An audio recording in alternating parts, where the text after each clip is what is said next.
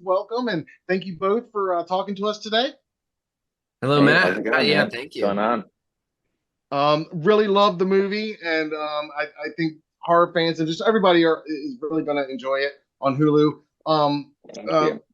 I want to talk a little bit about the evolution from the short to the feature form, and I'm especially curious about the incorporation, or at least the question of the whole parasite entity itself, and kind of where that came from and how that entered into it, because you don't really get that in the short, but here, obviously it takes all that to a new level, or at least the question of all of that. So, can shall you start and talk to us a little bit about that?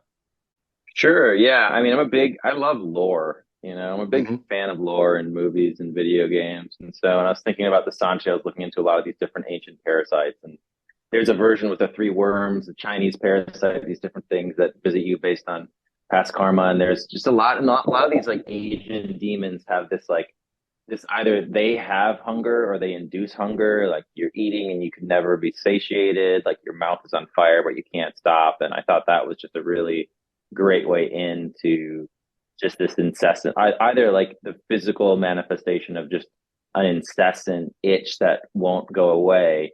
And then the more internal version of that being like a wound like inside of you that you never deal with that kind of just expands. Hmm. So that was sort of where I was coming from with that and trying to figure out a way where you could make something that was both in your head but in reality and really finding the balance of that. I always love those movies, like a Rosemary's Baby type movie where it's like, is it real or is it in her head? And then at some point it's answered, hopefully.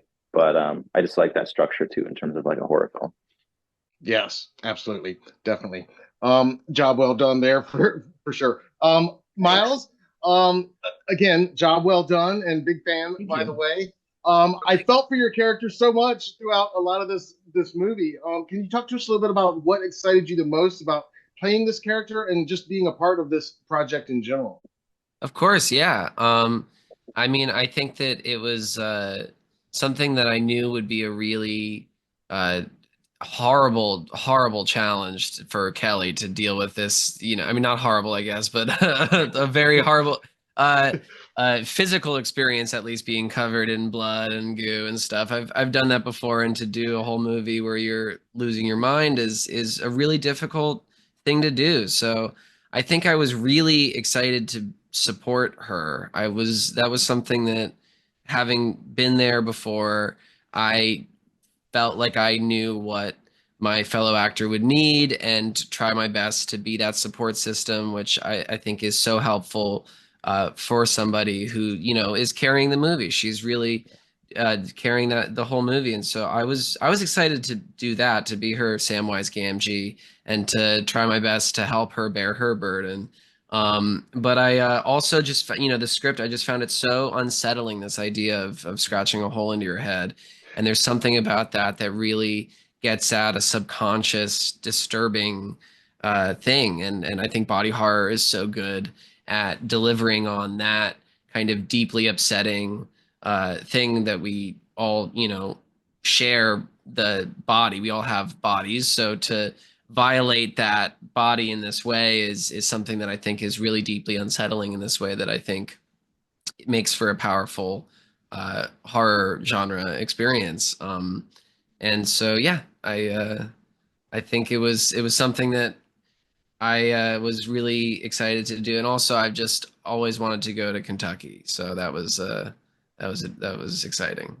That was Uh, a bonus. that was a bonus. Awesome.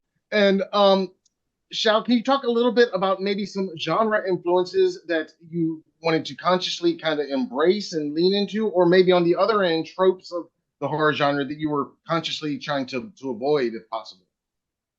It's funny. I feel like I've forgotten everything that went into making this movie, this moment. I guess some tropes I wanted to avoid were sort of like final girl, damsel in distress kind of character traits, and really just like go deep on the self-destructive energy in like an interesting way. Um, and that was sort of, yeah, I didn't want it to fall into. I wanted it to be a story that you didn't really know where it was going to go next, but once that thing happened, it sort of clicked for you, and that was important to me. And so it was really about like figuring out who Val was and where it might go, and like how batshit I could make her behavior and what I could get away with, you know, in terms of where everything went. So I think that was like a big part of it. Like how do we how do we bring this full circle in a way that people aren't going to expect, but in a way that feels like authentic and has like some reasoning and motivation behind it. And Miles, with you know, you're no stranger to the horror genre. Speaking of, and having encountered one of our favorite masked killers, obviously, Once Upon a Time, Sure. I think our audience would want us to ask, had to pick one, who's scarier, Michael Myers or Kelly as Val, and maybe around Act 3 of this film? Ooh, that's a good question. Michael Myers is taller, but I think that Kelly's character in this film has something a little more insidious in that you wouldn't know. She's not the face of evil, right? She's the face of wellness. So I think that there's something kind of that much scarier about something which we do see growing in our modern world, which is this kind of toxic wellness. These, you know, people who would assert that you'd have to cut your own head off to be well, and have a certain commitment to their vision of what wellness is that leaves people, you know, let's say, uh, being infected by diseases which we had eradicated so many years ago because of a new form of wellness that they've invented in their mind. I think that that is quite a real life terror that we are seeing. So I think that um, it's yeah, it's like that more abstract horror or a guy with a knife. You know, that's up to you. Awesome, awesome. Well, again, guys, I think that's all the time I've got. I really appreciate you talking to us. I love the movie again, and every day is Halloween for us, as you can see. So instead of saying goodbye, we just always like to wrap by saying Happy Halloween. Happy Amazing. Halloween. Happy Halloween, man. Thank you.